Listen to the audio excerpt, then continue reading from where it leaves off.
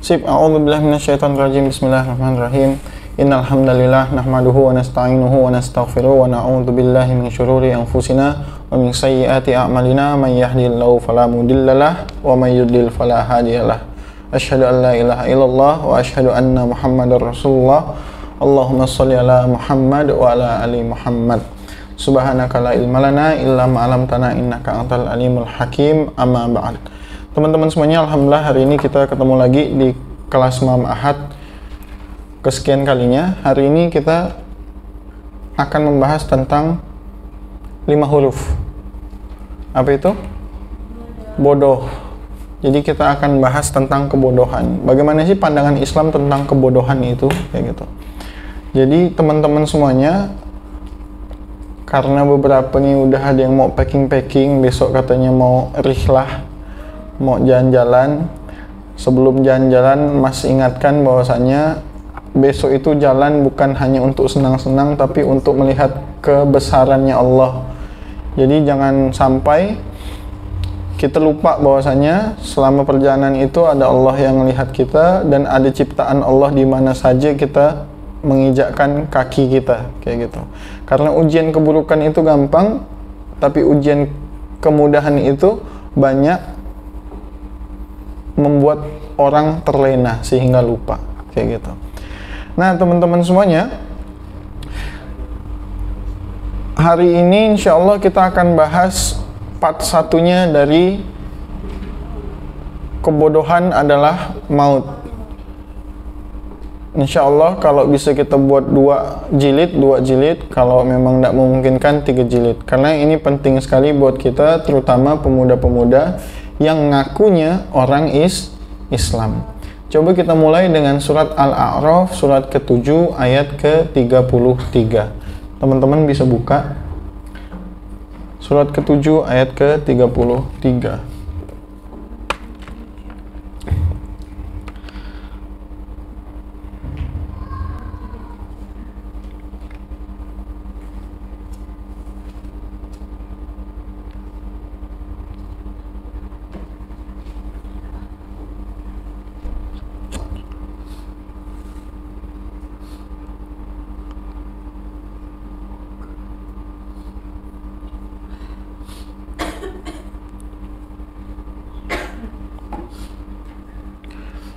Sudah?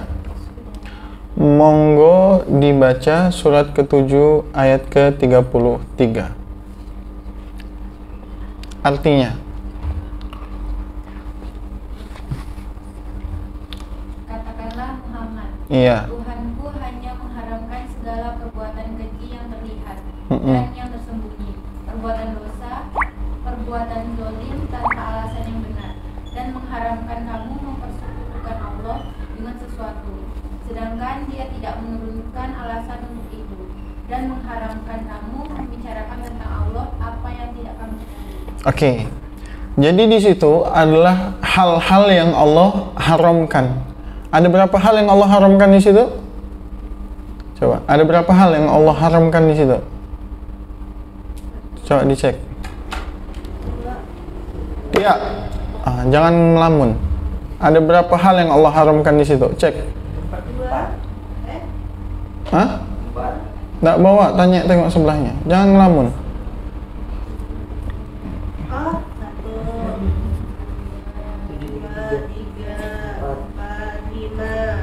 Berapa? Oh, banyak. Coba sebutkan. Yang pertama, apa yang Allah haramkan? Jadi ya. Jadi Allah haramkan kita berbuat keji yang terlihat ataupun yang tersembunyi. Ya. Jadi Allah itu mengharamkan kita berlaku keji. Ya, keji di sini teman-teman pasti sudah tahulah bagaimana perbuatan-perbuatan keji. Ada orang di pinggir jalan kelaparan, terus kita datang ngasih nasi kotak, itu keji enggak? Enggak kan? Nah, teman-teman udah tahu pasti perbuatan keji itu seperti apa. Orang udah kelaparan, kita sepak kepalanya. Nah, itu. Nah, yang kedua apa? Berbuat dosa. Allah haramkan kita buat dosa. Yang ketiga, Nah, berbuat zolim tanpa alasan yang benar, kayak gitu. Yang keempat, mempersekutukan Allah dengan sesuatu. oke, mempersekutukan Allah dengan sesuatu. Apa tuh? Syirik.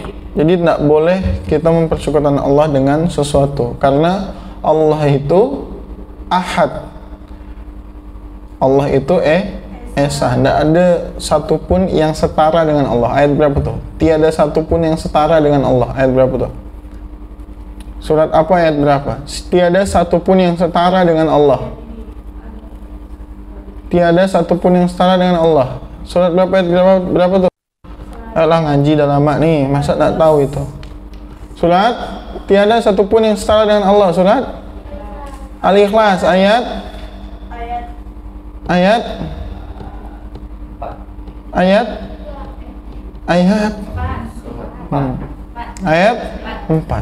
Al-Ikhlas ini sering kita baca enggak? Tiap hari enggak baca? Tapi artinya masih lupa. Kadang kalau udah konsepnya kayak gitu, kira-kira waktu kita mati, kita minta surga, fair nggak sih kayaknya? Kayak nggak fair gitu. Allah kasih surat namanya Al-Ikhlas, yang rasanya jangankan orang Islam, orang non-Islam pun hafal surat Al-Ikhlas tuh. Nah, lantas apa yang membedakan kita sama dia gitu loh? Apa yang membedakan orang Islam sama yang tidak Islam kalau Al-Ikhlas mereka pun hafal gitu? Ya kita setidaknya tahu dengan artinya gitu loh. Ini gimana ceritanya kita nuntut surga yang seluasnya langit dan bumi, yang mengalir sungai-sungai di bawahnya, yang air sungainya putih seputih susu dan manis semanis madu, tapi sekali ditanya walam yakullahu kufuwan ahad tuh surat berapa? Bingung. Maka itu yang harus kita perbaiki. Jangan sampai dalam tanda kutip kebodohan-kebodohan itu membawa kita kepada kesengsaraan. Jadi yang keempat tadi apa? Mempersekutukan Allah. Yang kelima apa? Yang kelima?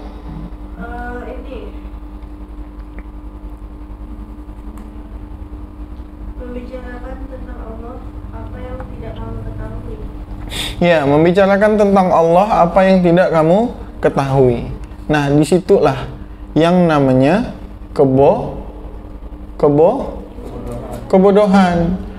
Jangan sampai kita membicarakan tentang Allah padahal kita tidak punya pengetahuan. Nah, teman-teman semuanya, di ayat ini kita bisa belajar bahwasanya dari 5 tadi, 4 itu lahir dari yang kelima.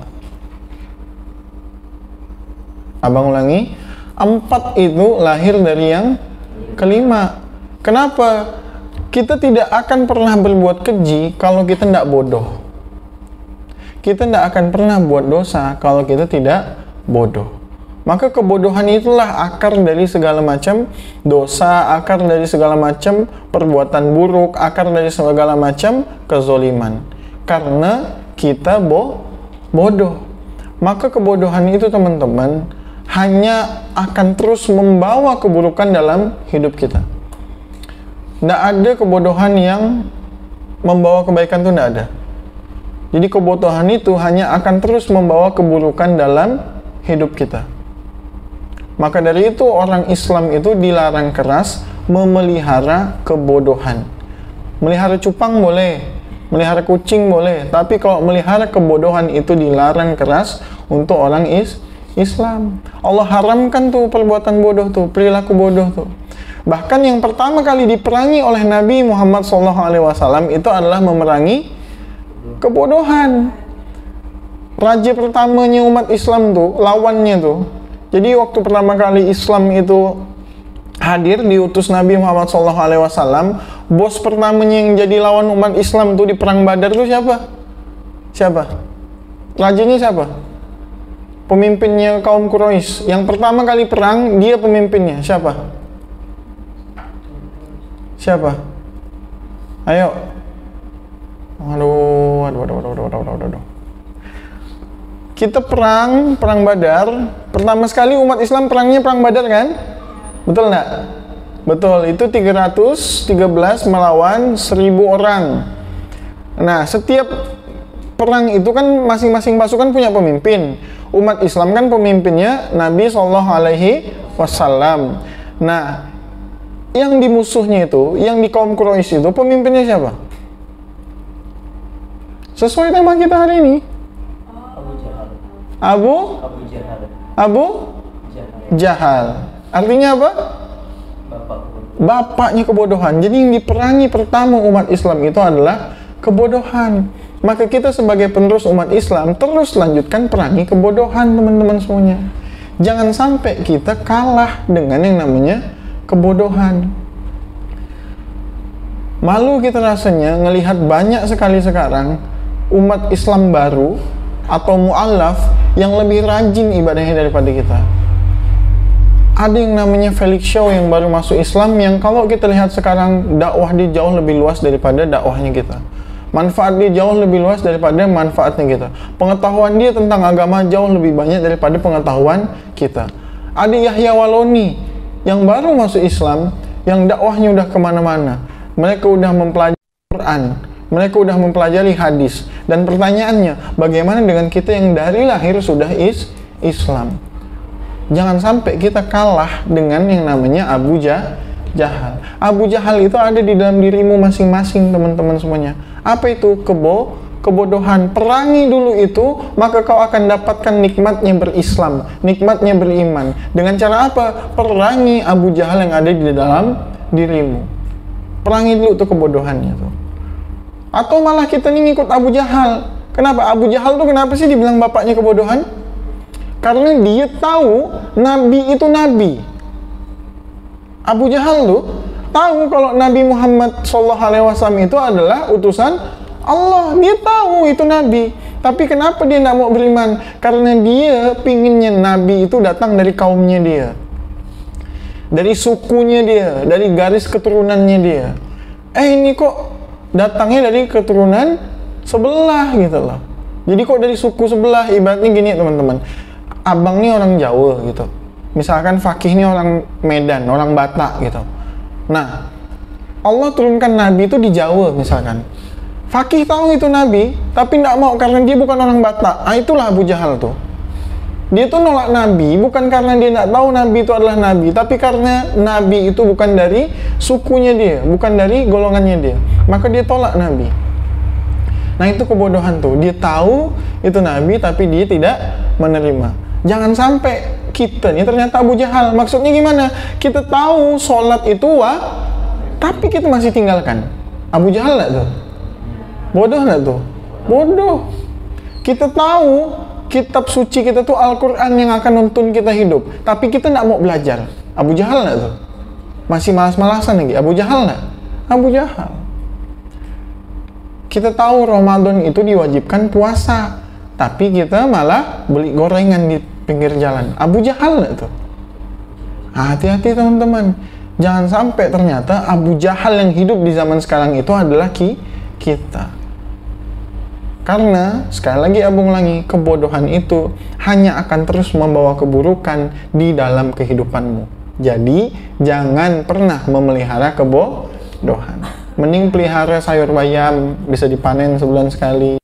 Melihara ikan kaloi, bisa dibakar. Yang besok mau ke Singkawang, coba tadi sore nangkap kaloi dulu. Kan bisa dibakar besok. Lupa pula. Oke? Nah, jadi teman-teman semuanya, kalau kita pingin selamat di dunia, maka kita harus punya kalau pingin selamat di akhirat, kita juga harus punya ilmu. So, untuk mengatasi kebodohan itu, kita harus menuntut ilmu. Dapat sampai di sini teman-teman? Oke. Sekarang kita akan menuntut ilmu untuk memerangi Abu Jahal. Maksudnya yang dimaksud Abu Jahal itu yang ada di diri kita tuh, kebodohan-kebodohan yang ada di diri kita. Nah, terus dalam rangka menuntut ilmu, nanti ada beberapa step dan beberapa fase. Nah, ini akan dibagi, mungkin ada 2 jilid di episode kemah ini. Yang hari ini akan abang bahas, setidaknya ada 3 larangan orang-orang yang ingin menuntut ilmu. Larangan menuntut ilmu yang pertama adalah Surat 16 ayat 78. Sudah katamu ayat 78. Coba ada yang bisa nyimpulkan enggak maksud dari ayat itu apa?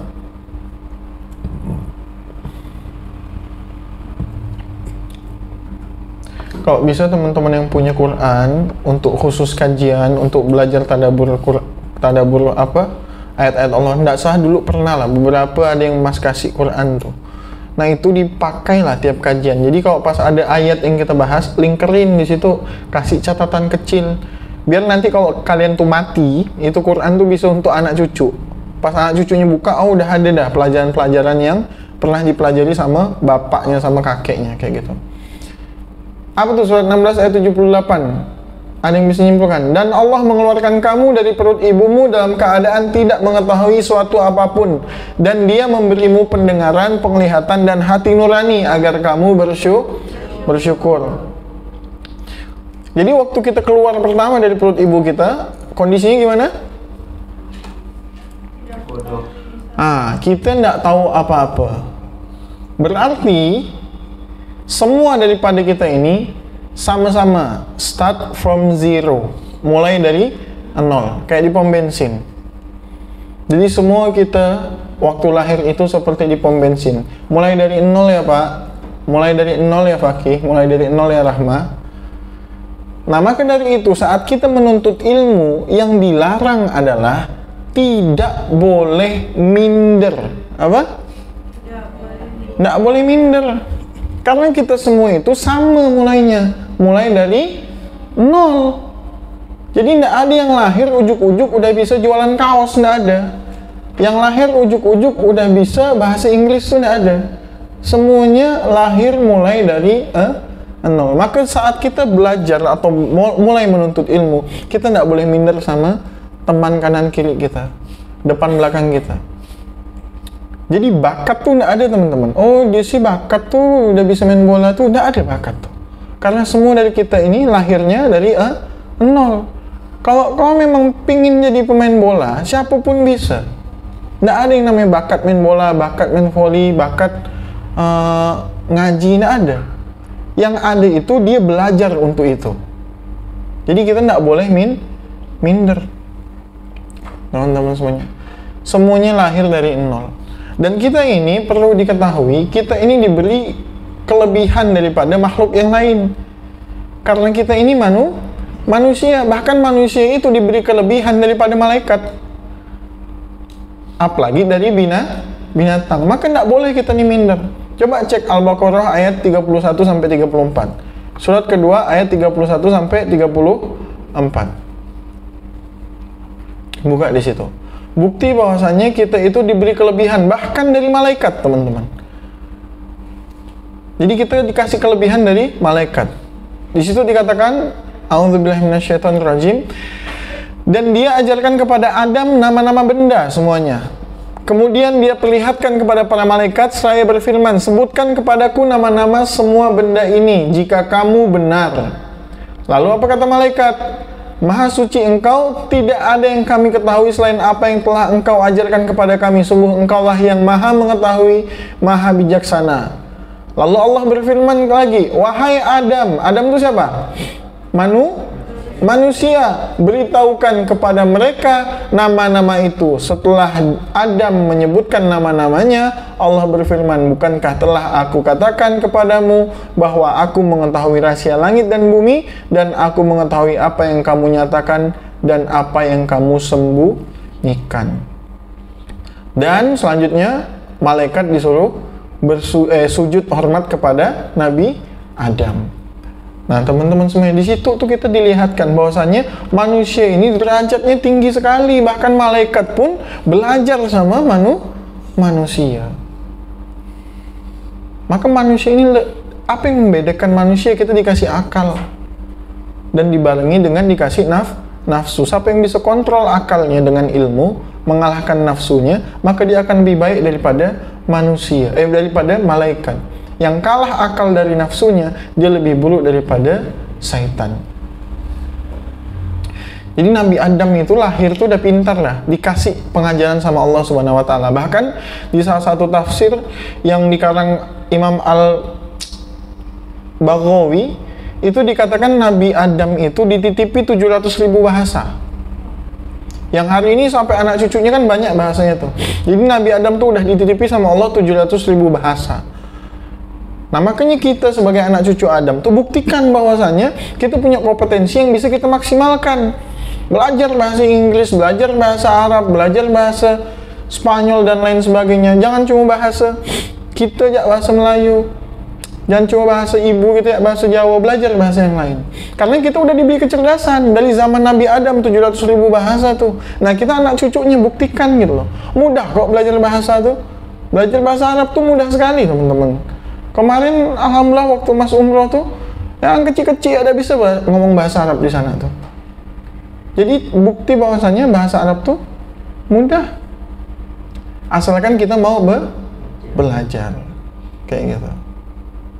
Oke, jadi yang dilarang dalam menuntut ilmu yang pertama itu adalah tidak boleh minder. Nah, jadi sekali lagi ditegaskan bahwa di bagian ini Abang pingin tekankan bahwa bakat itu tidak ada, yang ada hanyalah kesenangan. Abang lagi, bakat itu tidak ada, yang ada hanyalah kesenangan. Sehingga itu yang disangka orang jadi bakat. Jadi misalkan Raffi lahir nih, anggap kita ngomongin bidang olahraga ya. Raffi senangnya basket misalkan, lalu terus belajar keilmuan basket, maka dia jadi hebat. Nah waktu dia jadi hebat, orang bilang apa? Dia bakat di basket. Bukan, tapi karena memang Raffi senangnya basket, makanya dia jago main basketnya. Faki senangnya pingpong, maka kalau dia belajar, dia jago di pingpongnya. Oke, jadi yang terpenting adalah buatlah kesenangan kita itu menjadi sumber kebahagiaan untuk banyak orang. Rahma senangnya di dagang, belajar di situ, maka jago. Terus orang bilang, oh dia sudah bakat dagang. Nggak ada, orang kita semuanya start dari nol, mulai dari nol. Tinggal siapa yang mau belajar, tinggal siapa yang mau menggeluti dan menseriusi kesenangannya itu, sehingga kesenangannya itu bisa jadi manfaat buat banyak orang. Senang main basket, gimana caranya buat manfaat bagi banyak orang? Ya ajarkan basket ke orang lain, kayak gitu. Tapi dengan ditambahi ilmu-ilmu bahwasannya semua yang kita pelajari ini, semua skill yang kita pahami dan praktekkan ini datangnya dari Allah Subhanahu wa taala. Sehingga belajar basketnya belajar yang manfaat. Main basketnya bilang jangan pakai sempak yang di atas paha, kayak gitu. Nah, supaya menutup aurat. Jadi kesenangan kita itu menjadi sumber kebahagiaan buat banyak orang. Yang kedua, larangan dalam menuntut ilmu. Surat Al-Qiyamah surat ke-75 ayat 16.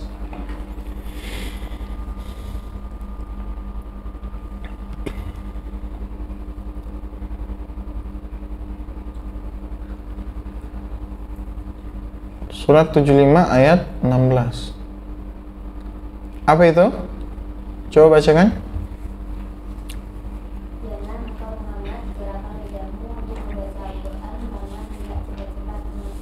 Nah, jadi kita tidak boleh apa? Kata Allah? Cepat-cepat. Tidak boleh cepat-cepat. Bahasanya tidak boleh tergesa-gesa. Jadi kalau belajar tuh tidak boleh tergesa-gesa. Misalkan Ikmah belajar naik motor, baru 1 hari, mau langsung bisa naik jembatan tol. Boleh tidak? Tidak boleh, bahaya. Bisa mati. Gitu juga Aca, bawa misalkan Scooby-Doo. Baru 2 hari bawa Scooby-Doo, udah mau sampai Singkawang, nyampe nggak kira-kira? Nggak nyampe. Maka kita nggak boleh tergesa-gesa dalam menuntut ilmu. Nabi SAW bersabda, tergesa-gesa itu dari setan. Jadi kalau kita tergesa-gesa itu, kita ngikutin setan. Kenapa? Karena tergesa-gesa itu menghilangkan ketenangan. Sedangkan orang yang berilmu itu ciri-cirinya adalah dia selalu tenang. Ingat peribahasa, air beriak tanda-tandanya air beriak tanda tak dalam. Jadi orang yang berisik itu tanda otaknya tak dalam, otaknya kosong. Tong kosong nyaring dipukul.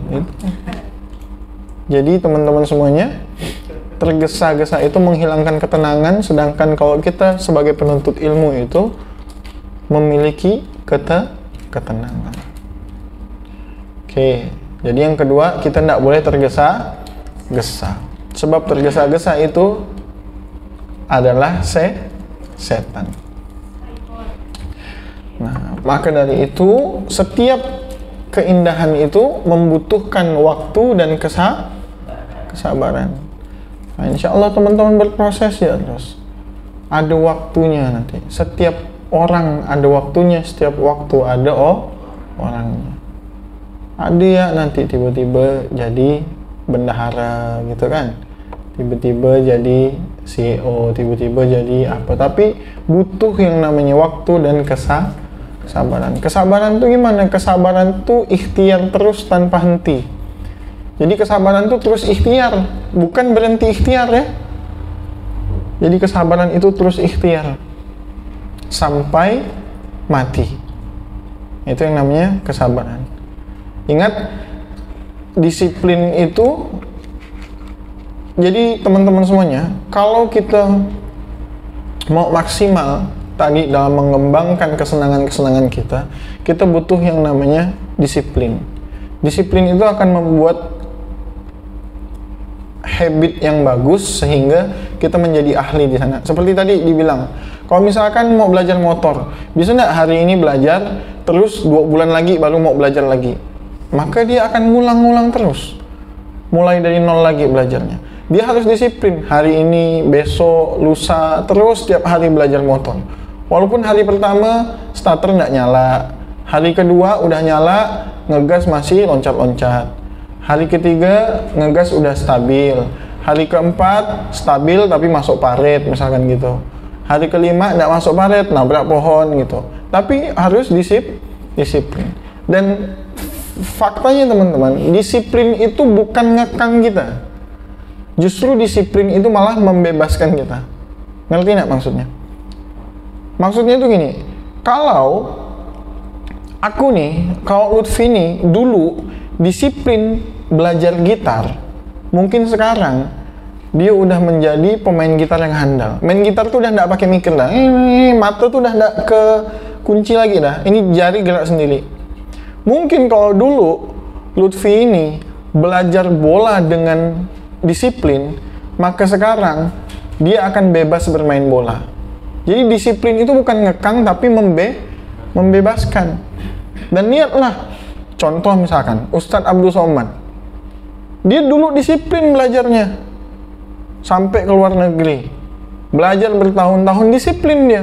Nah sekarang dia dibebaskan untuk menjawab semua pertanyaan dari jamaah. Apa yang ditanya cepat dia jawab, apa yang ditanya cepat dia jawab. Hadisnya hafal, Qurannya hafal. Ustadz Adi Hidayat disiplin menghafalkan Qurannya sehingga dia dapat kebebasan memahami dan mempraktekkan isi Quran. Maka kalau teman-teman pengen punya kebebasan, teman-teman harus disiplin. Disiplin coba. Belajar motornya sungguh-sungguh. Maka kita punya kebebasan dalam membawa motor. Udah nggak tergagap-gagap lagi. Sen kiri benar-benar belok ke kiri gitu, Pak. Ya, kalau mau belok kanan, nengok dulu ke kanan gitu. Jadi nggak salah-salahan. Jadi disiplin itu tidak pernah mengekang kita, tapi dia akan membebaskan kita. Nah, larangan yang ketiga. Nah, ini kita percepat saja supaya teman-teman yang mau pergi sempat istirahat juga. Yang ketiga, larangan dalam menuntut ilmu, surat ke-7 ayat 12.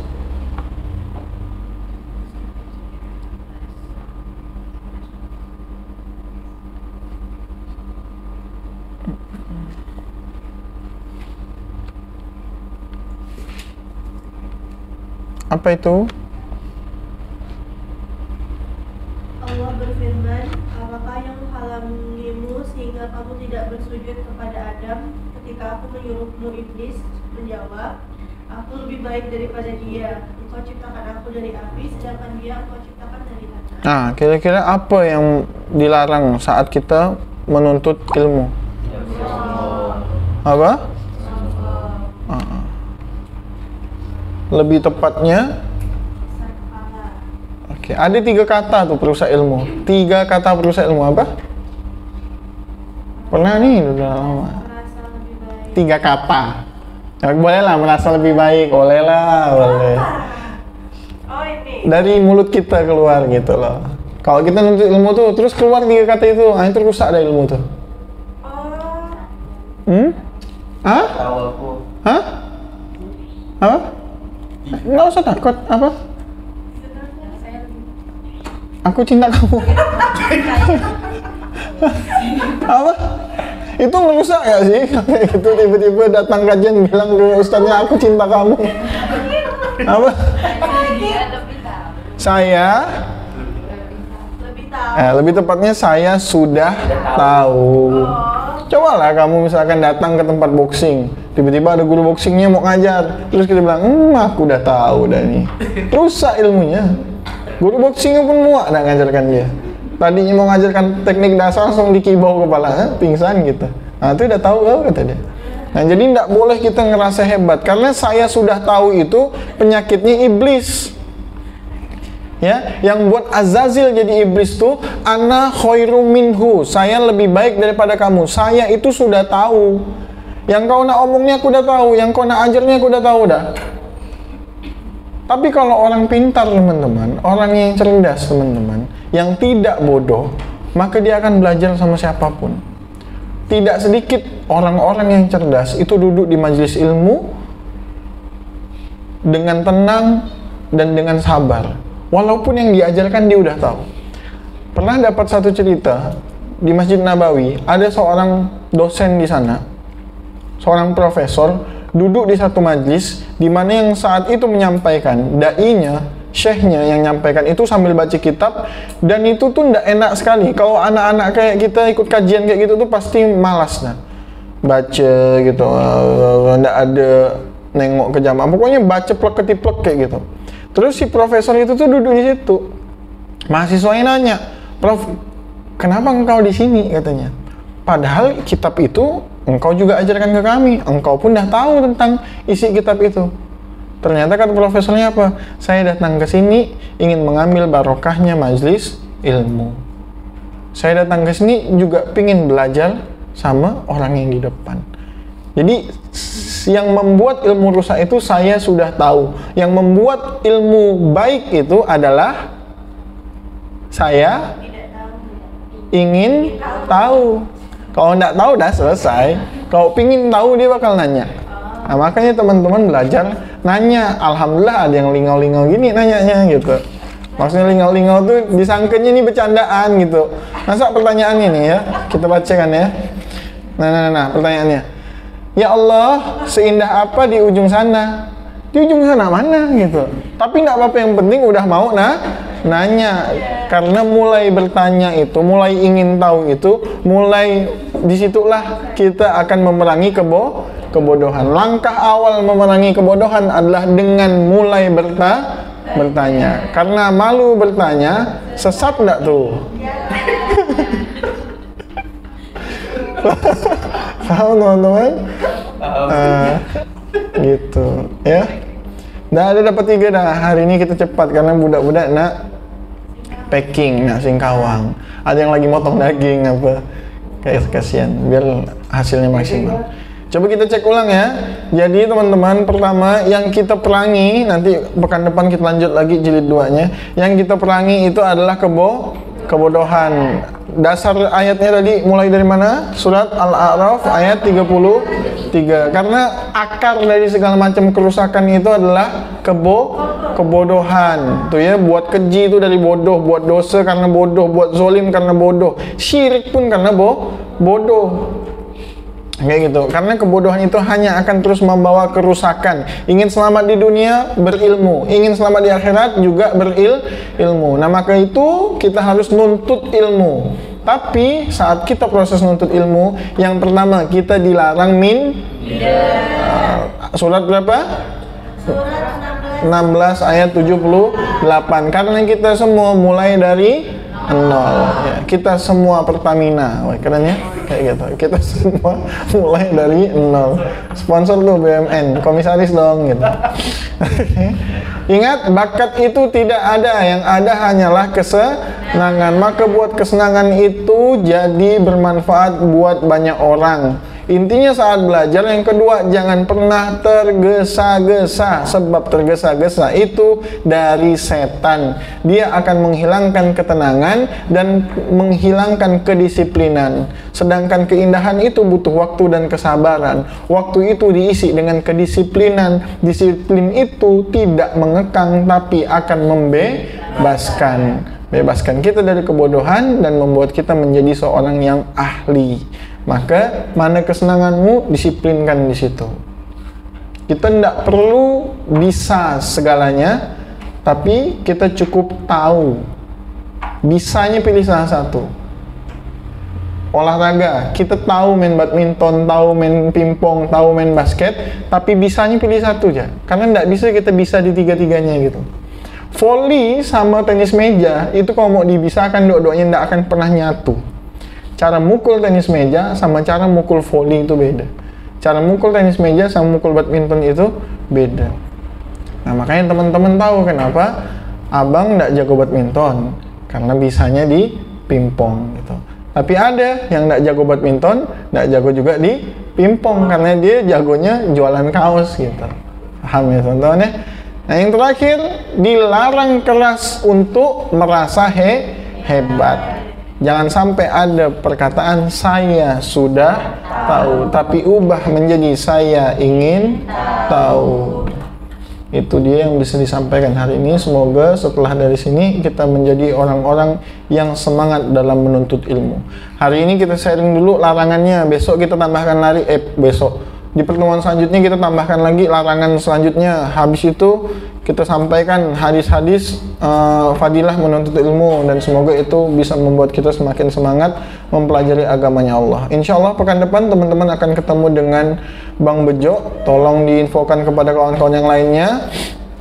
Ngundang Bang Bejo ini agak susah nyari waktunya, jadi karena dia insya Allah Sabtu depan ada, tolong dimaksimalkan. Kawan-kawan kita yang terdekat diundang semuanya supaya kita belajar sama-sama, kita dapat ilmu sama-sama, dan kita membunuh Abu Jahal itu bersama-sama, sehingga lahirlah keimanan yang ada di diri kita, membuat kita semakin kuat untuk menjalani hidup yang bermain-main di dunia ini. Kita tutup sama-sama dan baca hamdalah. Alhamdulillah rabbil alamin. Subhanakallahumma bihamdika asyhadu an la ilaha illa anta astaghfiruka wa atubu ilaik. Assalamualaikum warahmatullahi wabarakatuh.